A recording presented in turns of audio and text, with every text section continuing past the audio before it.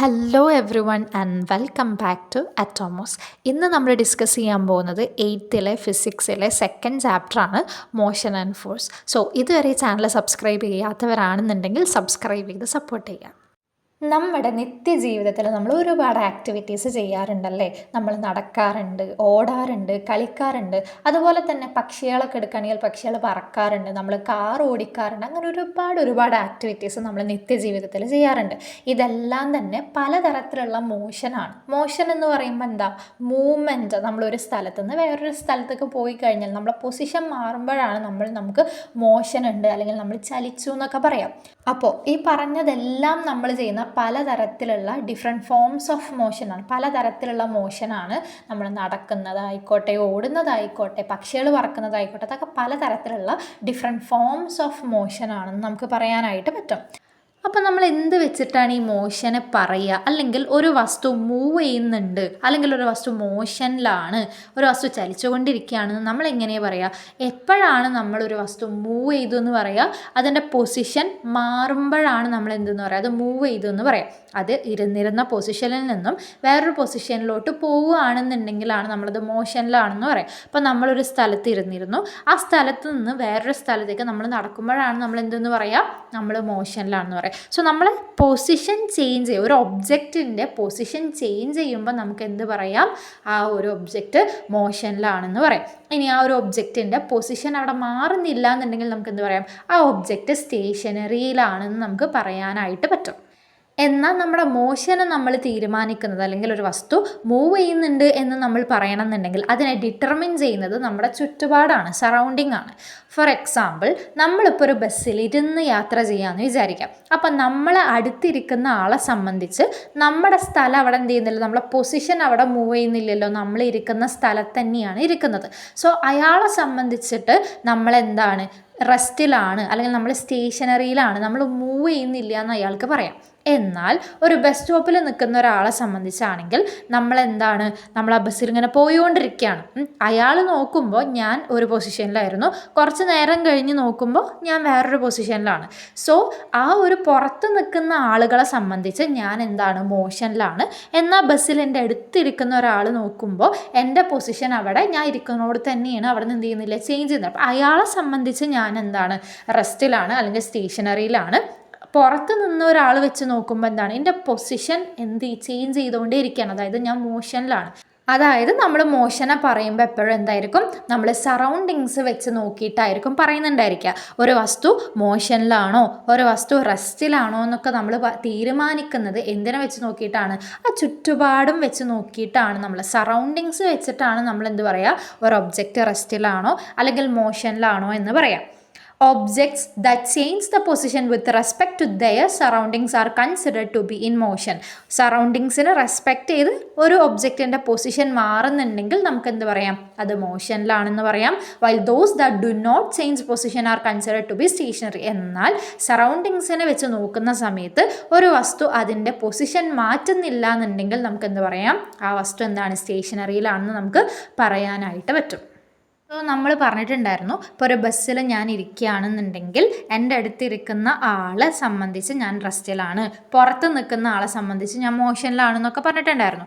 അതായത് ഒരു ഒബ്ജക്റ്റ് മോഷനിലാണോ അല്ലെങ്കിൽ റെസ്റ്റിലാണോ എന്ന് തീരുമാനിക്കുന്ന ഒബ്ജക്റ്റിനെ നമ്മൾ വിളിക്കുന്ന പേരാണ് റെഫറൻസ് ഒബ്ജക്റ്റ് എന്ന്. ഫോർ എക്സാമ്പിൾ, ഒരാൾ കുതിരസവാരി ചെയ്യാമെന്ന് വിചാരിക്കാം. അപ്പോൾ ആ കുതിരനെ സംബന്ധിച്ച് അതിൻ്റെ മേലെ കയറിയിരിക്കുന്ന അയാൾ ഈ കുതിരയുടെ മേലെ തന്നെയാണ്, അയാളുടെ പൊസിഷൻ അവിടെ മാറുന്നില്ല അല്ലേ? പൊസിഷൻ കുതിരനെ വെച്ച് നോക്കുകയാണെങ്കിൽ കുതിരക്ക് എന്ത് തോന്നുന്നില്ല? ഇയാളുടെ പൊസിഷൻ മാറിയതായിട്ട് തോന്നുന്നില്ല. അപ്പോൾ കുതിരനെ സംബന്ധിച്ച് എന്താണ്? ഇയാൾ റെസ്റ്റിലാണ്. പക്ഷെ നമ്മളിങ്ങനെ പുറത്തുനിന്ന് ഗ്രൗണ്ടിൽ നിന്ന് ഈ കുതിര സവാരി ചെയ്യുന്ന ആളെ നോക്കുന്ന സമയത്ത് അയാളുടെ പൊസിഷൻ മാറിക്കൊണ്ടിരിക്കുന്നുണ്ട്. അപ്പോൾ നമുക്ക് എന്ത് തോന്നും? അയാൾ മോഷനിലാണെന്ന് തോന്നും. സോ നമ്മളെപ്പോഴും ഓരോ ഒബ്ജക്റ്റ് വെച്ചിട്ടാണ് ഇയാൾ മോഷനിലാണോ റെസ്റ്റിലാണോ എന്ന് തീരുമാനിക്കുന്നത്. അപ്പോൾ നമ്മൾ ഏത് ഒബ്ജക്റ്റ് വെച്ചിട്ടാണോ നമ്മൾ ആ ഒരു വസ്തു മോഷനിലാണ് അല്ലെങ്കിൽ റെസ്റ്റിലാണെന്ന് തീരുമാനിക്കുന്നത്, ആ ഒരു ഒബ്ജക്റ്റിന് നമ്മൾ പറയുന്ന പേരാണെന്ത്? Reference object. എപ്പോഴും നമ്മളൊരു റെഫറൻസ് ഒബ്ജക്റ്റ് വെച്ചിട്ടായിരിക്കും ഒരു വസ്തു മോഷനിലാണോ അല്ല റെസ്റ്റിലാണോ എന്ന് തീരുമാനിക്കുന്നുണ്ടായിരിക്കുക. അടുത്ത ടോപ്പിക്കാണ് ഡിസ്റ്റൻസ്. എന്താണ് ഡിസ്റ്റൻസ് അല്ലെങ്കിൽ ദൂരം എന്ന് പറഞ്ഞിട്ടുണ്ടെങ്കിൽ, distance is the length of path travelled by an object. ഒരു ഒബ്ജക്റ്റ്, അത് മനുഷ്യനായിക്കോട്ടെ, മൃഗങ്ങളായിക്കോട്ടെ, പക്ഷികളായിക്കോട്ടെ, ബോളായിക്കോട്ടെ, എന്തും ആയിക്കോട്ടെ, ഒരു ഒബ്ജക്റ്റ് ട്രാവൽ ചെയ്ത ആ ഒരു പാത്തിൻ്റെ ലെങ്ത്തിനെ, എത്ര വഴി സഞ്ചരിച്ചു ആ വഴിയുടെ നീളത്തെയാണ് നമ്മൾ എന്തെന്ന് പറയുക, ഡിസ്റ്റൻസ് എന്ന് പറയും. അപ്പോൾ നമ്മൾ ഇവിടെ എക്സാമ്പിളായിട്ട് കാണിച്ചിട്ടുള്ളത് ഒരു ട്രാക്കാണ്. അപ്പോൾ ഒരു ഓട്ടമത്സരം നടത്തുകയെന്ന് വിചാരിച്ചോ, സ്റ്റാർട്ടിങ് മുതൽ എൻഡിങ് വരെ ആ ഒരു അത്ലറ്റ് എത്ര ഓടി, അയാൾ ട്രാവൽ ചെയ്ത ആ ഒരു പാത്തിന്, ആ ലെങ്ത് ഓഫ് പാത്ത്, എത്ര ദൂരം ഓടിയോ അതിനെയാണ് നമ്മൾ എന്തെന്ന് പറയുക, അല്ലെങ്കിൽ എത്ര നീളം, എത്ര വഴി ഓടിയോ അതിനെയാണ് നമ്മൾ അതിൻ്റെ ദൂരം എന്ന് പറയും. സോ ഡിസ്റ്റൻസ് എന്ന് പറയുന്നത് എന്താണ്? It is the length of path travel by an object. ഒരു ഒബ്ജക്റ്റ് ട്രാവൽ ചെയ്ത പാത്തിൻ്റെ നീളത്തെയാണ് നമ്മൾ എന്തെന്ന് പറയുക, ഡിസ്റ്റൻസ് എന്ന് പറയുക. ഡിസ്റ്റൻസിൻ്റെ SI യൂണിറ്റ് ആണ് മീറ്റർ. ഇങ്ങനെ ഡിസ്റ്റൻസ്, എത്ര ദൂരം സഞ്ചരിച്ചു എന്നൊക്കെ അറിയാൻ വേണ്ടിയിട്ട് വെഹിക്കിൾസിൽ യൂസ് ചെയ്യുന്ന ഒരു ഡിവൈസാണ് odometer. So odometer is a device that used in vehicles to record the distance in kilometer. അപ്പോൾ ആ ഒരു ദൂരത്തെ കിലോമീറ്ററിലായിരിക്കും നമ്മളവിടെ മെഷർ ചെയ്യുക. അപ്പോൾ വെഹിക്കിൾസിൽ നമ്മൾ എത്ര ദൂരം സഞ്ചരിച്ചു ആ ഒരു ദൂരത്തെ റെക്കോർഡ് ചെയ്യാൻ വേണ്ടി ഉപയോഗിക്കുന്ന ഡിവൈസാണ് ഓഡോമീറ്റർ. ഇനി എന്താണ് സ്പീഡ്? നമുക്കറിയാം, സ്പീഡ് എന്ന് പറഞ്ഞു കഴിഞ്ഞാൽ എന്താ, ഇപ്പോൾ ഒരു 100 മീറ്ററിൻ്റെ ഓട്ട മത്സരം നമ്മൾ നടത്തുകയെന്ന് വിചാരിച്ചോ, എല്ലാവർക്കും ഓടാനുള്ളത് 100 മീറ്ററാണ്. അപ്പോൾ 100 മീറ്റർ ഏറ്റവും ചുരുങ്ങിയ സമയം കൊണ്ട് ആര് ഓടി തീർക്കുന്നോ അയാൾക്കാണ് സ്പീഡ് കൂടുതലെന്നാണ് നമ്മൾ പറയുക. അതായത് ഏറ്റവും ചുരുങ്ങിയ സമയം കൊണ്ട് 100 മീറ്റർ ഓടുന്ന ആൾക്കാർക്കും സ്പീഡ് കൂടുതൽ. സോ എന്തായിരിക്കും speed? Speed is the distance travelled by an object in unit time. ഒരു ഇത്ര ടൈം തരും, ആ ടൈമിൻ്റെ ഉള്ളിൽ ഒരു ഒബ്ജക്റ്റ് ട്രാവൽ ചെയ്ത ഡിസ്റ്റൻസിനെയാണ് നമ്മൾ എന്തെന്ന് പറയുക, സ്പീഡ് എന്ന് പറയുക. Speed is the distance travelled by an object in unit time. for 5 second കൊണ്ട് അയാൾ എത്ര ഡിസ്റ്റൻസ് ട്രാവൽ ചെയ്തു, അല്ലെങ്കിൽ ഒരു 10 സെക്കൻഡ് കൊണ്ട് അയാൾ എത്ര ഡിസ്റ്റൻസ് ട്രാവൽ ചെയ്തു. അപ്പോൾ ഒരാളാവണമെന്നില്ല, എന്തൊരു ഒബ്ജക്റ്റ് ആയിക്കോട്ടെ, ആ ഒരു ഒബ്ജക്റ്റ് ഇത്ര യൂണിറ്റ് ടൈമിൽ അത്ര ഡിസ്റ്റൻസ് ട്രാവൽ ചെയ്തു എന്നുള്ളതാണ് സ്പീഡ്. സോ സ്പീഡിനെ നമുക്ക് എങ്ങനെ പറയാം, ഡിസ്റ്റൻസ് ഡിവൈഡഡ് ബൈ ടൈം എന്ന് എഴുതാലോ. അങ്ങനെയാണെങ്കിൽ അതിൻ്റെ SI യൂണിറ്റ് എന്തായിരിക്കും? സ്പീഡിൻ്റെ SI യൂണിറ്റ് വരുന്നത് മീറ്റർ ബൈ സെക്കൻഡ് ആണ്. അപ്പം മീറ്റർ ഡിസ്റ്റൻസിൻ്റെ യൂണിറ്റ് ആണ്, ഡിവൈഡഡ് ബൈ ടൈമിൻ്റെ യൂണിറ്റ് ആണ് സെക്കൻഡ്. അങ്ങനെയാണ് SI യൂണിറ്റ് എന്ത് വന്നത്, മീറ്റർ ബൈ സെക്കൻഡ് എന്ന് വന്നത്. അങ്ങനെയാണെങ്കിൽ നിങ്ങളെല്ലാവരും കണ്ടിട്ടുള്ള ഒരു ഡിവൈസ് ആയിരിക്കും speedometer. Speedometer is a device that show the speed of വെഹിക്കിൾസിൻ്റെ സ്പീഡ് എത്രയാണെന്ന് കാണിക്കുന്ന ഒരു ഡിവൈസാണ് സ്പീഡോമീറ്റർ. നിങ്ങളെല്ലാവരും കണ്ടിട്ടുള്ള ഒരു ഡിവൈസാണ് സ്പീഡോമീറ്റർ. അപ്പോൾ നമ്മൾ വണ്ടി ഓടിക്കുന്ന സമയത്ത് എത്ര സ്പീഡിലാണ് പോകുന്നതെന്ന് കൃത്യമായിട്ട് കാണിക്കുന്ന ഒരു ഡിവൈസാണ് സ്പീഡോമീറ്റർ. അപ്പോൾ സ്പീഡോമീറ്റർ നമ്മളെ വണ്ടിയിലുള്ളത് കിലോമീറ്റർ പെർ ഹവർ ആണ് അതിൻ്റെ യൂണിറ്റ് ഉണ്ടായിരിക്കുക. അപ്പോൾ 1 കിലോമീറ്റർ പെർ ഹവറിനെ എങ്ങനെയാണ് മീറ്റർ ബൈ സെക്കൻഡ് ആക്കുക? ചില പ്രോബ്ലങ്ങളിലൊക്കെ ചോദിക്കാറുണ്ട്. അപ്പോൾ കിലോമീറ്റർ പെർ ഹവറിൽ തന്നു കഴിഞ്ഞാൽ നമുക്ക് എന്താക്കി മാറ്റണം, മീറ്റർ ബൈ സെക്കൻഡ് ആക്കണം. കാരണം SI യൂണിറ്റ് എന്താണ്, മീറ്റർ ബൈ സെക്കൻഡ് ആണ്. അപ്പോൾ 1 കിലോമീറ്റർ പെർ ഹവർ എന്ന് പറയുന്നത് എത്ര മീറ്റർ ബൈ സെക്കൻഡ് ആണ്? 5/18 മീറ്റർ ബൈ സെക്കൻഡ് ആണ്. അപ്പോൾ എപ്പോഴും കിലോമീറ്റർ പെർ ഹവറിൽ ക്വസ്റ്റ്യൻസ് വരികയാണെങ്കിൽ നമ്മൾ മീറ്റർ ബൈ സെക്കൻഡ്സൊക്കെ കൺവേർട്ട് ചെയ്യുമ്പോൾ എപ്പോഴും ശ്രദ്ധിക്കുക, എന്ത് ചെയ്യണം, 5/18 ആയിട്ട് നമ്മൾ എന്ത് ചെയ്യുക, മൾട്ടിപ്ലൈ ചെയ്തിട്ട് വേണം എഴുതാൻ വേണ്ടിയിട്ട്. ഇനി സ്പീഡ് തന്നെ 2 തരത്തിലുണ്ട്. യൂണിഫോം സ്പീഡും ഉണ്ട്, നോൺ യൂണിഫോം സ്പീഡും ഉണ്ട്. So what is the difference between uniform speed and non uniform speed? Uniform speed എന്താണെന്ന് വെച്ചാൽ, if an object travels equal distances at equal interval of time, it is uniform speed. ഒരു object equal interval of ടൈമിൽ equal distances travel ചെയ്യുകയാണെന്നുണ്ടെങ്കിൽ നമുക്ക് പറയാം ആ ഒബ്ജക്റ്റിന് എന്താണ്, uniform സ്പീഡാണെന്ന് നമുക്ക് പറയാനായിട്ട് പറ്റും. ഇപ്പോൾ ഒരു ഒബ്ജക്റ്റ് 4 മിനിറ്റ് കൂടുമ്പോൾ 1 കിലോമീറ്റർ ട്രാവൽ ചെയ്യാമെന്ന് വിചാരിക്കാം. ആദ്യത്തെ 4 മിനിറ്റിൽ 1 കിലോമീറ്റർ കവർ ചെയ്തു, അടുത്ത 4 മിനിറ്റിൽ 1 കിലോമീറ്റർ കവർ ചെയ്തു, വീണ്ടും അടുത്ത 4 മിനിറ്റ് ആകുമ്പോൾ 1 കിലോമീറ്റർ, അങ്ങനെ പക്കായിട്ട് അങ്ങനെ ഈക്വൽ ഇൻ്റർവൽ ഓഫ് ടൈമിൽ ഈക്വൽ ഡിസ്റ്റൻസസ് കവർ ചെയ്യണം. അപ്പോൾ 4 മിനിറ്റ് കൂടുമ്പോഴാണെങ്കിൽ കൃത്യം 4 മിനിറ്റുകൾ കൂടുമ്പോൾ ഈക്വൽ ഡിസ്റ്റൻസസ് 1 കിലോമീറ്റർ വെച്ചിട്ടാണ് കൂടുന്നതെങ്കിൽ, അങ്ങനെ ഈക്വൽ ഇൻ്റർവൽ ഓഫ് ടൈമിൽ ഈക്വൽ ഡിസ്റ്റൻസസ് കവർ ചെയ്യുകയാണെന്നുണ്ടെങ്കിൽ നമുക്ക് പറയാം ആ ഒബ്ജക്റ്റിന് എന്താണ് യൂണിഫോം സ്പീഡാണെന്ന് പറയാം. ഇനി നേരെ തിരിച്ച് ഒരു ഒബ്ജക്റ്റ് എന്താണ് ഈക്വൽ ഡിസ്റ്റൻസസ് അല്ല കവർ ചെയ്യുന്നതെങ്കിൽ നമുക്ക് അതിനെന്ത് പറയാം, നോൺ യൂണിഫോം സ്പീഡാണെന്ന് നമുക്ക് പറയാനായിട്ട് പറ്റും. Humans walking, A ball rolling, bird flying, ഇതെല്ലാം എന്താണ് നോൺ യൂണിഫോം സ്പീഡിൻ്റെ എക്സാമ്പിളാണ്. അതായത് ഇപ്പോൾ നമ്മൾ നടക്കുമ്പോൾ നമ്മൾ പല സ്പീഡിലും നടക്കൂലേ, നമ്മൾ ഓരോ മിനിറ്റ് ഈക്വൽ ഇൻ്റർവൽ ഓഫ് ടൈമിൽ ഈക്വൽ ഡിസ്റ്റൻസസ് കവർ ചെയ്യണം എന്നുള്ള രീതിയിലൊന്നുമല്ല നമ്മൾ നടക്കുക. നമ്മളെന്താണ് ആദ്യമൊക്കെ നല്ല സ്പീഡിൽ നടക്കും, പിന്നെ നമ്മളെ കാലൊക്കെ കുഴയുമ്പോൾ നമ്മൾ വീണ്ടും എന്തെങ്കിലും സ്ലോ ആയിട്ടായിരിക്കും നടക്കുന്നുണ്ടായിരിക്കുക. ഒരു ബോൾ ഇങ്ങനെ റോൾ ചെയ്യുന്ന സമയത്ത് എങ്ങനെയാണ് ആദ്യം ഇങ്ങനെ സ്പീഡിൽ റോൾ ചെയ്യും, പിന്നെ ഇങ്ങനെ അതിൻ്റെ സ്പീഡ് കുറഞ്ഞ് ലാസ്റ്റ് അവിടെ പോയി നിൽക്കും, ഏതെങ്കിലും ഒരു സ്ഥലത്ത് പോയി നിൽക്കും അല്ലേ. അപ്പോൾ ഇതെല്ലാം എന്താണ് നോൺ യൂണിഫോം സ്പീഡാണ്. ഇതൊന്നും കറക്റ്റ് ഈക്വൽ ഇൻ്റർവൽ ഓഫ് ടൈമിൽ ഈക്വൽ ഡിസ്റ്റൻസ് ട്രാവൽ ചെയ്യുന്ന തരത്തിലുള്ള സ്പീഡല്ല. അപ്പോൾ നമുക്ക് പറയാം ഇതൊക്കെ എന്തിന് എക്സാമ്പിളാണ്, യൂണിഫോം സ്പീഡിന് എക്സാമ്പിൾ അല്ല. ഇനി നമുക്ക് പഠിക്കാനുള്ളത് ഫോഴ്സിനെ കുറിച്ചാണ്. അപ്പോൾ നമുക്കിപ്പോൾ ഒരു വസ്തു നീക്കണം എന്നുണ്ടെങ്കിൽ, വലിക്കണം എന്നുണ്ടെങ്കിൽ, നമുക്കൊരു ബോൾ കിക്ക് ചെയ്യണം എന്നുണ്ടെങ്കിൽ, ഇപ്പോൾ വടംവലിയിലൊക്കെ നമുക്ക് ഫസ്റ്റ് കിട്ടണം എന്നുണ്ടെങ്കിൽ നമുക്ക് മാക്സിമം ഫോഴ്സിൽ നമുക്ക് വലിക്കണം അല്ലേ. സോ ഫോഴ്സ് എന്തിനൊക്കെ വേണ്ടിയിട്ടാണ് നമ്മൾ അപ്ലൈ ചെയ്യുക, പുഷ് ചെയ്യാൻ, പുള്ള് ചെയ്യാൻ, അതുപോലെ തന്നെ ഒരു വസ്തുവിൻ്റെ ഷേപ്പ് മാറ്റാൻ. ഇപ്പോൾ നമ്മളൊരു പേപ്പർ ഇങ്ങനെ ചുരുട്ടി മടക്കാനൊക്കെ നമുക്ക് എന്ത് ചെയ്യണം, അവിടെ ഒരു ഫോഴ്സ് കൊടുക്കണം അല്ലേ. ഇപ്പോൾ എന്തൊരു വസ്തു ആയിക്കോട്ടെ നമുക്ക് ദേഷ്യം വന്ന് നമ്മളിങ്ങനെ അതിൻ്റെ ഷേപ്പ് മാറ്റാൻ പറ്റും ഫോഴ്സ് കൊടുത്തു കഴിഞ്ഞാൽ. ഇനി നമുക്ക് എന്ത് ചെയ്യാൻ പറ്റും, ഒരു സാധനത്തിൻ്റെ ഒരു ഒബ്ജക്റ്റിൻ്റെ ഡയറക്ഷൻ നമുക്ക് മാറ്റാൻ പറ്റും. ഇപ്പോൾ നമുക്ക് ബോൾ കിക്ക് ചെയ്യുന്ന സമയത്ത് നമുക്ക് ഏത് സൈഡിലേക്കാണോ അടിക്കേണ്ടത് ആ ഡയറക്ഷനിലേക്ക് നമുക്ക് എന്ത് ചെയ്യാം, അടിക്കാം. ഇനിയിപ്പോൾ നമ്മൾ എന്താ പറയുക, ഒരു ഷട്ടിൽ ബാറ്റൊക്കെ കളിക്കുന്ന സമയത്ത് നമുക്ക് ഇഷ്ടമുള്ള ഡയറക്ഷനിലോട്ട് അതിൻ്റെ മോഷനെ മാറ്റാനായിട്ട് പറ്റും. അതുപോലെ തന്നെയാണ് ഇപ്പോൾ ഒരു ബോൾ ഇങ്ങനെ എന്ത് ചെയ്യാണ് പോയിക്കൊണ്ടിരിക്കുകയാണെന്നുണ്ടെങ്കിൽ നിർത്താൻ നമുക്ക് എന്ത് ചെയ്യാം, അവിടെ ഫോഴ്സ് കൊടുക്കാം. അപ്പോൾ ഫോഴ്സ് എന്തിനൊക്കെ വേണ്ടിയിട്ട് ഉപയോഗിക്കുക, ഫോഴ്സ് നമുക്ക് പുഷ് ചെയ്യാൻ, പുള്ള് ചെയ്യാൻ, ഒരു ഒബ്ജക്റ്റിൻ്റെ ഷേപ്പ് മാറ്റാൻ, അതുപോലെ തന്നെ ഡയറക്ഷൻസ് മാറ്റാനും, അതുപോലെ തന്നെ ഒരു ഒബ്ജക്റ്റിൻ്റെ മോഷനെ അല്ലെങ്കിൽ ആ ഒരു ഒബ്ജക്റ്റ് മൂവ് ചെയ്തുകൊണ്ടിരിക്കുകയാണെങ്കിൽ ആ മോഷനെ നമുക്ക് എന്ത് ചെയ്യാൻ പറ്റും, സ്റ്റോപ്പ് ചെയ്യാനൊക്കെ സഹായിക്കുന്നതാണ് എന്തെന്ന് പറയുന്നത് ഫോഴ്സ്. അല്ലെങ്കിൽ അതിനെല്ലാം ആവശ്യമായിട്ടുള്ളതാണ് എന്തെന്ന് പറയുന്നത് ഫോഴ്സ് എന്ന് പറയുന്നത്. ഇനി 2 തരത്തിലുള്ള ഫോഴ്സാണുള്ളത്, contact force and non contact force. So what is the difference between contact force and non contact force? Contact force എന്ന് പറയുമ്പോൾ the force experienced when object come into contact with each other is called contact force. ഇപ്പോൾ നമ്മളൊരു സാധനം വലിക്കുകയാണ്, ഇപ്പോൾ നമ്മളൊരു മേശ നമ്മുടെ അടുത്തേക്ക് വലിക്കുകയാണെന്നുണ്ടെങ്കിൽ അവിടെ നമ്മൾ കൊടുക്കുന്ന ഫോഴ്സ് ആ ഒബ്ജക്റ്റിലേക്ക് എക്സ്പീരിയൻസ് ചെയ്യുന്നത്, നമ്മൾ ആ ഒരു ഫോഴ്സ് ആ ഒരു ഒബ്ജക്റ്റിലേക്ക് നമ്മൾ കൊടുക്കുന്ന സമയത്താണ് നമുക്ക് എന്ത് ചെയ്യുക, അതിനെ വലിക്കാൻ പറ്റുക.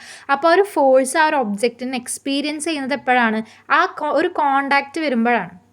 നമ്മൾ ആ ഒരു ബെഞ്ച് പിടിച്ചിങ്ങോട്ട് വലിക്കുമ്പോഴാണ് അത് വരുന്നത്. സോ ഫോഴ്സ് എക്സ്പീരിയൻസ് ചെയ്യുന്നത് ഒരു ഒബ്ജക്റ്റ് എന്ത് ചെയ്യാം, പരസ്പരം 2 ഒബ്ജക്റ്റുകൾ തമ്മിൽ പരസ്പരം കോണ്ടാക്ട് ചെയ്യുമ്പോൾ മാത്രമാണ് എന്ത് ചെയ്യുന്നത്, അവിടെ ഒരു ഫോഴ്സ് എക്സ്പീരിയൻസ് ചെയ്യുന്നത്. സോ ഇത്തരത്തിലുള്ള ഫോഴ്സിനെയാണ് നമ്മൾ കോണ്ടാക്ട് ഫോഴ്സ് എന്ന് പറയാം.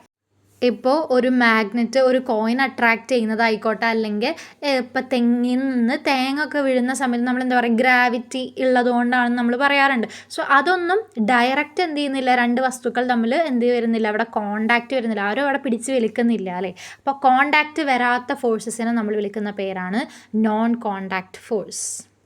അടുത്തതായി ഒരു ടൈപ്പ് ഓഫ് ഫോഴ്സ് അല്ലെങ്കിൽ ഒരു കൈൻഡ് ഓഫ് ഫോഴ്സിനെ കുറിച്ചാണ് പഠിക്കാനുള്ളത്. ആ ഫോഴ്സിൻ്റെ പേരാണ് ഫ്രിക്ഷണൽ ഫോഴ്സ്. അപ്പോൾ എന്താണ് ഫ്രിക്ഷണൽ ഫോഴ്സ്? ഇപ്പോൾ നമ്മളൊരു ബോൾ തറയിലൂടെ ഇങ്ങനെ ഉരുണ്ട് പോകുമ്പോൾ നമ്മൾ നോട്ടീസ് ചെയ്യുന്ന കാര്യമാണ്, അതായത് അത് നല്ല സ്പീഡിൽ പോകും, പിന്നെ എന്ത് ചെയ്യും, കുറച്ച് കഴിയുമ്പോൾ ആ ബോൾ എന്ത് ചെയ്യും, റെസ്റ്റിലേക്ക് എത്തുന്നതായിട്ട് നമുക്ക് കാണാനായിട്ട് പറ്റും. അപ്പോൾ എന്തുകൊണ്ടാണ് അങ്ങനെ ബോൾ കുറച്ചും കണ്ട് എത്തുമ്പോൾ അവിടെ നിൽക്കാൻ കാരണം എന്തായിരിക്കും? അപ്പോൾ അതിനൊക്കെ റെസ്പോൺസിബിൾ ആയിട്ടുള്ള ഫോഴ്സാണ് എന്ത്, ഫ്രിക്ഷണൽ ഫോഴ്സ് എന്ന് പറയുന്നത്.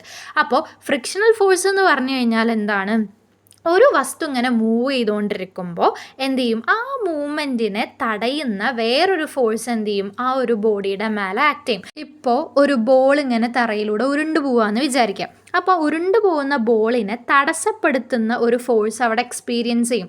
അപ്പോൾ എന്താണ്, നമ്മുടെ തറയിലൂടെ ഒരു ബോൾ ഉരുണ്ടു പോവുകയാണെങ്കിൽ തറ എന്ത് ചെയ്യും, ബോളിൻ്റെ മൂവ്മെൻറ്റിനെ തടസ്സപ്പെടുത്തുന്ന തിരിച്ചൊരു ഫോഴ്സ് ബോളിൻ്റെ മേലേക്ക് എന്ത് ചെയ്യും, ആക്ട് ചെയ്യും.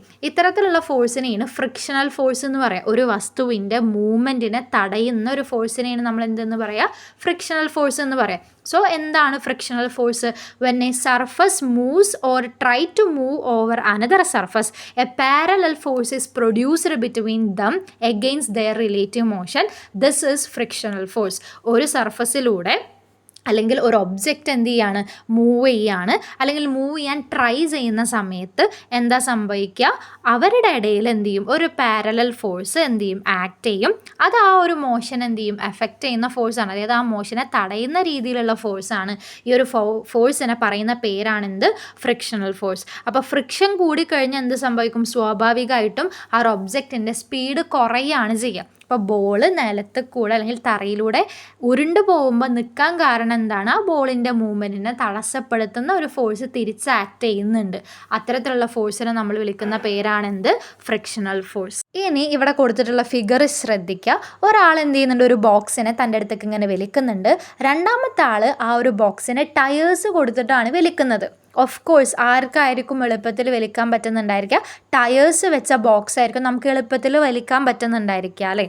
ഇവിടെ രണ്ട് തരത്തിലുള്ള ഫ്രിക്ഷനാണുള്ളത്. ഒന്ന് നമ്മളിങ്ങനെ വലിക്കുകയാണ്, അതായത് സ്ലൈഡ് ചെയ്യുമ്പോഴുള്ള ഫ്രിക്ഷനെ നമ്മൾ വിളിക്കുന്ന പേരാണ് സ്ലൈഡിങ് ഫ്രിക്ഷൻ. രണ്ട് നമ്മൾ എന്താണ്, ടയേഴ്സ് വെച്ചിട്ട് റോൾ ചെയ്യുകയാണ് ചെയ്യുന്നത്. ഇത്തരത്തിൽ നമ്മൾ എന്താണ്, ഒരു ടയേഴ്സൊക്കെ കൊടുത്ത് റോൾ ചെയ്യുമ്പോൾ ഉണ്ടാവുന്ന ഫ്രിക്ഷനാണ് റോളിംഗ് ഫ്രിക്ഷൻ. സ്ലൈഡിങ് ഫ്രിക്ഷനും ഉണ്ട്, റോളിംഗ് ഫ്രിക്ഷനും ഉണ്ട്. എപ്പോഴും സ്ലൈഡിങ് ഫ്രിക്ഷൻ ആയിരിക്കും, റോളിംഗ് ഫ്രിക്ഷൻ ആയിരിക്കും കൂടുതൽ. സ്ലൈഡിങ് ഫ്രിക്ഷൻ ആയിരിക്കും ഗ്രേറ്റർ. റോളിംഗ് ഫ്രിക്ഷൻ എന്താണ്, കുറച്ചേ ഉണ്ടാവുള്ളൂ, നമുക്ക് സുഖമായിട്ട് വലിക്കാം. അതായത് റോളിംഗ് ഫ്രിക്ഷൻ എന്ന് പറയുന്നത് കുറവായിരിക്കും. ഏത് ഫ്രിക്ഷൻ ആയിരിക്കും കൂടുതലുണ്ടായിരിക്കുക, സ്ലൈഡിംഗ് ഫ്രിക്ഷൻ അല്ലെങ്കിൽ ഇങ്ങനെ വലിക്കുമ്പോൾ ഉണ്ടായിരിക്കുന്ന ഫ്രിക്ഷനാണ് റോളിംഗ് ഫ്രിക്ഷനേക്കാൾ എപ്പോഴും കൂടുതലുണ്ടായിരിക്കുക. ഫ്രിക്ഷണൽ ഫോഴ്സ് എന്ന് പറയുന്നത് നമ്മുടെ മോഷനെ തടസ്സപ്പെടുത്തുന്ന ഒരു ഫോഴ്സാണ് ഫ്രിക്ഷണൽ ഫോഴ്സ്. ഈ ഫ്രിക്ഷണൽ ഫോഴ്സിന് ഒരുപാട് അഡ്വാൻറ്റേജസും ഉണ്ട്, ഡിസഡ്വാൻറ്റേജസും ഉണ്ട്. ആദ്യം തന്നെ നമുക്ക് ഫ്രിക്ഷണൽ ഫോഴ്സിൻ്റെ അഡ്വാൻറ്റേജസ് നോക്കാം. First one, help to hold objects firmly. നമുക്ക് ടൈറ്റായിട്ട് അല്ലെങ്കിൽ നമ്മളെ കയ്യിൽ നിന്നും തെന്നി വീഴാതെ നമുക്ക് എല്ലാ വസ്തുക്കളെയും ഹോൾഡ് ചെയ്യാൻ സഹായിക്കുന്നത് ഈ ഫ്രിക്ഷണൽ ഫോഴ്സാണ്. ഫ്രിക്ഷണൽ ഫോഴ്സ് ഇല്ലായിരുന്നെങ്കിൽ നമ്മളെ കയ്യിൽ നിന്നും എല്ലാ വസ്തുക്കളും വഴുതി വീണേനെ. സോ ഫ്രിക്ഷണൽ ഫോഴ്സ് നമ്മളെ ഒബ്ജക്ട്സിനെ ഹോൾഡ് ചെയ്യാൻ സഹായിക്കുന്നു. രണ്ടാമത്തെ അഡ്വാൻറ്റേജ് ആണ് ഹെൽപ്പ് അസ് ഇൻ വാക്കിംഗ്. നമുക്ക് നടക്കാൻ സാധിക്കുന്നത് അല്ലെങ്കിൽ വീഴാതെ നമുക്ക് കറക്റ്റായിട്ട് നടക്കാൻ സാധിക്കുന്നത് ഈ ഒരു ഫ്രിക്ഷണൽ ഫോഴ്സ് ഉള്ളതുകൊണ്ടാണ്. നമ്മൾ മുന്നോട്ട് നടക്കുകയാണെങ്കിൽ നമ്മുടെ മോഷനെ എതിർക്കുന്ന തരത്തിലൊരു ഫോഴ്സ് അവിടെ ഉണ്ടാവുന്നുണ്ട്. അതാണ് നമ്മൾ വഴുതി വീഴാതെ നടക്കാൻ സഹായിക്കുന്നത്. മൂന്നാമത്തെ അഡ്വാൻറ്റേജ് ആണ് helps vehicle to move without slipping. Slip ആവാതെ വെഹിക്കിൾസ് മൂവ് ചെയ്യാൻ സഹായിക്കുന്നതും ഈ ഒരു ഫ്രിക്ഷണൽ ഫോഴ്സാണ്. നാലാമത്തെ അഡ്വാൻറ്റേജ് ആണ് helping lighting a match stick. ഒരു മാച്ച് സ്റ്റിക്ക് അല്ലെങ്കിൽ തീപ്പെട്ടി നമുക്ക് ലൈറ്റ് ചെയ്യാൻ സാധിക്കുന്നതും ഈ ഒരു ഫ്രിക്ഷണൽ ഫോഴ്സ് കൊണ്ടാണ്. അഞ്ചാമത്തെ അഡ്വാൻറ്റേജ് ആണ് helping stopping vehicle when brakes are applied. നമ്മൾ വാഹനങ്ങളിൽ പോകുന്ന സമയത്ത് ബ്രേക്ക് അപ്ലൈ ചെയ്യുന്ന സമയത്ത് വെഹിക്കിൾസ് സ്റ്റോപ്പ് ചെയ്യാൻ സഹായിക്കുന്നതും ഈ ഒരു ഫ്രിക്ഷണൽ ഫോഴ്സാണ്. അപ്പോൾ അത്രയ്ക്കാണ് ഫ്രിക്ഷണൽ ഫോഴ്സിൻ്റെ അഡ്വാൻറ്റേജസ് എന്ന് പറയുന്നത്. ഇനി എന്തെല്ലാമാണ് ഫ്രിക്ഷണൽ ഫോഴ്സിൻ്റെ ഡിസഡ്വാൻറ്റേജസ് എന്ന് നോക്കാം. First one, surfaces in contact wear out. ഇപ്പോൾ ടയേഴ്സൊക്കെ നമ്മൾ നോക്കുക, വണ്ടിയുടെ ടയേഴ്സൊക്കെ ഒരുപാട് കാലം കഴിയുന്ന സമയത്ത് തേഞ്ഞു പോവാറുണ്ട്. അതിനെയാണ് നമ്മൾ വിയർ ഔട്ട് ചെയ്യുക എന്ന് പറയുക. അതായത് ഇങ്ങനെ സർഫസസ് തമ്മിൽ കോണ്ടാക്റ്റ് വരുന്ന ഭാഗങ്ങളിൽ എന്ത് സംഭവിക്കും, തേയ്മാനം സംഭവിക്കും. അതാണ് ഈ ഒരു ഫ്രിക്ഷൻ്റെ ആദ്യത്തെ ഡിസഡ്വാൻറ്റേജായി പറയുന്നത്. രണ്ടാണ് obstruct smooth movement of machine parts. നമുക്കറിയാം, ഒരു പുതിയ മെഷീൻ മേടിക്കുന്ന സമയത്ത് നല്ല രീതിയിൽ അത് വർക്കാവുന്നുണ്ടായിരിക്കും. പക്ഷേ അതിന് പഴകും തോറും അല്ലെങ്കിൽ ഒരുപാട് കാലം കഴിയുമ്പോൾ നമുക്ക് കാണാൻ പറ്റും അതിൻ്റെ ആ ഒരു സ്മൂത്ത് മൂവ്മെൻറ്റിനെ തടസ്സപ്പെടുന്നതായിട്ട് നമുക്ക് കാണാം. സോ ഇങ്ങനെ മെഷീൻ പാർട്സിൻ്റെ സ്മൂത്ത് മൂവ്മെൻറ്റ് ഒബ്സ്ട്രക്റ്റ് ചെയ്യാൻ കാരണം ഈ ഒരു ഫ്രിക്ഷണൽ ഫോഴ്സാണ്. ആൻഡ് മൂന്നാമത്തെ ഡിസഡ്വാൻറ്റേജ് ആണ് produces unnecessary heat and energy loss. ഇങ്ങനെ ഫ്രിക്ഷണൽ ഫോഴ്സ് ഉള്ളത് കൊണ്ടാണ് പല മെഷീൻസും വർക്ക് ചെയ്യുന്ന സമയത്ത് അവിടെ ഹീറ്റ് പ്രൊഡ്യൂസ് ചെയ്യുന്നുണ്ട്, അതുവഴി എനർജി ലോസും സംഭവിക്കുന്നുണ്ട്. സോ ഇങ്ങനെ അൺനെസസറി ഹീറ്റും എനർജി ലോസും ഒക്കെ പ്രൊഡ്യൂസ് ചെയ്യുന്നതും ഫ്രിക്ഷണൽ ഫോഴ്സാണ്. ആൻഡ് നാലാമത്തെ ഡിസഡ്വാൻറ്റേജ് ആണ് റെഡ്യൂസസ് എഫിഷ്യൻസി ഓഫ് മെഷീൻസ്. മെഷീൻസിൻ്റെ എഫിഷ്യൻസി കുറക്കാൻ കാരണമാവും. നമുക്കറിയാം, ഒരു മെഷീന് തുടക്കത്തിൽ ഉണ്ടാകുന്ന എഫിഷ്യൻസി ഉണ്ടായിരിക്കില്ല കുറച്ച് കഴിയുമ്പോൾ. സോ ഈ ഫ്രിക്ഷണൽ ഫോഴ്സ് വഴിയാണ് ഇതിൻ്റെ എഫിഷ്യൻസി കുറയുന്നത്. ഇത്രയൊക്കെയാണ് ഫ്രിക്ഷണൽ ഫോഴ്സിൻ്റെ ഡിസഡ്വാൻറ്റേജസ്. അടുത്തതാണ് ലൂബ്രിക്കൻസ്. നമുക്കറിയാം, നമ്മൾ പറഞ്ഞു ഫ്രിക്ഷൻ കാരണം നമുക്ക് ഒരുപാട് ഡിസഡ്വാൻറ്റേജസ് ഉണ്ടാവുന്നുണ്ട്. സോ നമുക്ക് ആ ഒരു ഘട്ടത്തിലൊക്കെ നമുക്ക് എങ്ങനെ ഫ്രിക്ഷൻ കുറക്കാൻ പറ്റും? ഫ്രിക്ഷൻ കുറക്കാൻ വേണ്ടി നമ്മൾ യൂസ് ചെയ്യുന്ന സബ്സ്റ്റൻസസിനെ നമ്മൾ പറയുന്ന പേരാണ് lubricants. Substances that help to reduce friction between contacting surfaces are called lubricants. So രണ്ട് സർഫസസ് തമ്മിൽ കോണ്ടാക്റ്റിൽ വരികയാണെങ്കിൽ അതിൻ്റെ ഇടയിലുള്ള ഫ്രിക്ഷൻ കുറക്കാൻ വേണ്ടി നമ്മളെ സഹായിക്കുന്ന സബ്സ്റ്റൻസിനെയാണ് ലൂബ്രിക്കൻസ് എന്ന് പറയാം. Example oil, grease, graphite etcetera. Oil, grease, graphite ഇതെല്ലാം ലൂബ്രിക്കൻസിന് എക്സാമ്പിളാണ്. നമുക്കറിയാം ഗ്രീസ് ആയാലും ഓയിലായാലും നമ്മളെ ഏതെങ്കിലുമൊക്കെ മെഷീൻ പാർട്സോ അല്ലെങ്കിൽ ഗേറ്റ് ഇങ്ങനെയുള്ള സംഭവങ്ങളൊക്കെ ടൈറ്റ് വരുന്ന സമയത്ത് അല്ലെങ്കിൽ അതിൻ്റെ സ്മൂത്ത് മൂവ്മെൻറ്റ് നിൽക്കുന്ന സമയത്ത് നമ്മൾ ഓയിൽ അല്ലെങ്കിൽ ഗ്രീസൊക്കെ അപ്ലൈ ചെയ്യാറുണ്ട്. അങ്ങനെയാണ് നമ്മളവിടെ ഫ്രിക്ഷൻ കുറക്കുന്നത്. സോ ഫ്രിക്ഷൻ കുറക്കാൻ വേണ്ടി യൂസ് ചെയ്യുന്ന സബ്സ്റ്റൻസിനെയാണ് നമ്മൾ ലൂബ്രിക്കൻസ് എന്ന് പറയുക. ഗ്രാഫൈറ്റ് എന്ന് പറയുന്ന ലൂബ്രിക്കൻ്റ് ആണ് നമ്മൾ വെഹിക്കിൾസിലൊക്കെ യൂസ് ചെയ്യാറ്. നമ്മൾ ശ്രദ്ധിച്ചിട്ടുണ്ടായിരിക്കും, എയ്റോപ്ലെയിൻ ആയാലും ബോട്ടായാലും നിർമ്മിച്ചിരിക്കുന്നത് ഒരു സ്പെസിഫിക് ഷേപ്പിലാണ്. അപ്പോൾ എയ്റോപ്ലെയിൻസിൻ്റെയും ബോട്ട്സിൻ്റെയും ഈ സ്പെസിഫിക് ഷേപ്പിന് കാരണം എന്തായിരിക്കും? അതായത് ഒരു എയ്റോപ്ലെയിന് എയറിലൂടെയാണ് പോയിക്കൊണ്ടിരിക്കുന്നത്. സോ ആ എയ്റോപ്ലെയിൻ്റെ മൂവ്മെൻറ്റിനെ അവിടെ എയർ തടസ്സപ്പെടുത്തും. സോ ഈ ഒരു റെസിസ്റ്റൻസ് അല്ലെങ്കിൽ ഈ ഒരു ഫ്രിക്ഷൻ, എയറിൻ്റെ ഫ്രിക്ഷനെ റിമൂവ് ചെയ്യാൻ വേണ്ടിയിട്ടാണ് ഇത്തരത്തിലുള്ളൊരു പ്രത്യേക ഷേപ്പ് ഉണ്ടാക്കുന്നത്. അപ്പോൾ ആ ഒരു ഫ്രിക്ഷണൽ ഫോഴ്സിന് അല്ലെങ്കിൽ എയറിൻ്റെ ഫ്രിക്ഷണൽ ഫോഴ്സ് കുറക്കാൻ വേണ്ടിയിട്ടാണ് ഈ ഒരു ഷേപ്പ് എയ്റോപ്ലെയിൻസിന് കൊടുക്കുന്നത്. ഇതുപോലെ തന്നെയാണ് ബോട്ടായാലും വഞ്ചിയുടെ ഷേപ്പൊക്കെ ഒരു സ്പെസിഫിക് ഷേപ്പിലാണ് നമ്മളെപ്പോഴും വഞ്ചിയായാലും ബോട്ടായാലും എല്ലാം നമ്മൾ നിർമ്മിക്കുന്നത്. ഇതിൻ്റെ കാരണം ഈ ഒരു ഫ്രിക്ഷൻ കുറക്കാൻ വേണ്ടിയിട്ടാണ്. അതായത് വെള്ളം ഉണ്ടാക്കുന്ന റെസിസ്റ്റൻസിന് അല്ലെങ്കിൽ വെള്ളം കാരണം ഉണ്ടാവുന്ന ഫ്രിക്ഷനെ കുറക്കാൻ വേണ്ടിയിട്ടാണ് ഇതിനൊരു സ്പെസിഫിക് ഷേപ്പ് കൊടുക്കുന്നത്. സോ എയ്റോപ്ലെയിൻസും ബോട്ട്സും ഒരു സ്പെസിഫിക് ഷേപ്പിൽ ഉണ്ടാക്കാൻ കാരണം എയറോ വാട്ടറോ കാരണം ഉണ്ടാവുന്ന റെസിസ്റ്റൻസ് കുറക്കാനും എളുപ്പത്തിൽ മൂവ് ചെയ്യാനും വേണ്ടിയിട്ടാണ്. ഇത്തരത്തിൽ നമ്മൾ ഫ്രിക്ഷൻ കുറക്കാൻ വേണ്ടിയിട്ട് ഒരു ഒബ്ജക്റ്റിൻ്റെ ഷേപ്പിനെ ചേഞ്ച് ചെയ്യുന്നതിനെ പറയുന്ന പേരാണ് സ്ട്രീം ലൈനിങ്. അപ്പോൾ സ്ട്രീം ലൈനിങ് എന്ന് പറയുന്നത് ഒരു ഇമ്പോർട്ടൻറ്റ് ടേമാണ്. Streamlining is the method of reducing friction by changing the shape. അപ്പോൾ ഒരു ഒബ്ജക്റ്റിൻ്റെ ഷേപ്പ് ചേഞ്ച് ചെയ്തുകൊണ്ട് ഫ്രിക്ഷൻ കുറക്കാൻ യൂസ് ചെയ്യുന്ന മെത്തേഡിന് നമ്മൾ പറയുന്ന പേരാണ് സ്ട്രീം ലൈനിങ്. സോ ഇത്രയൊക്കെയുള്ള ഈ ഒരു ചാപ്റ്ററിൽ, ഈ ചാപ്റ്റർ എല്ലാവർക്കും മനസ്സിലായിട്ടുണ്ടെന്ന് വിചാരിക്കുന്നു. Thank you.